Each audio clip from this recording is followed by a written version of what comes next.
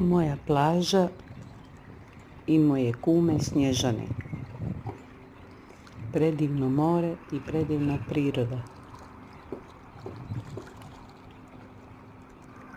Dođite, ovdje se prodaje najljepši sladoled. Najboljeg okusa u cijeloj Puli.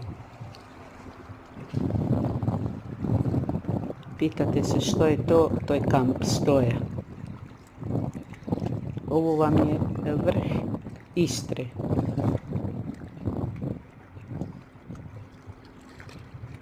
U stvari onaj špic.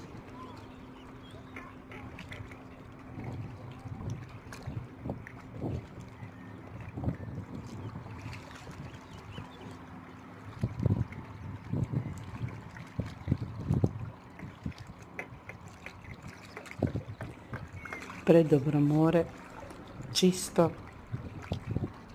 Ovdje nam ima na ovoj livadi teretana, vani. Evo tu.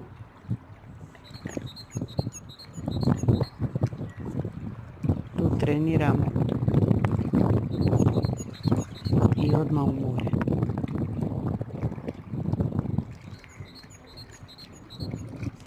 Tu je moja bucka koja se ukupala i leži.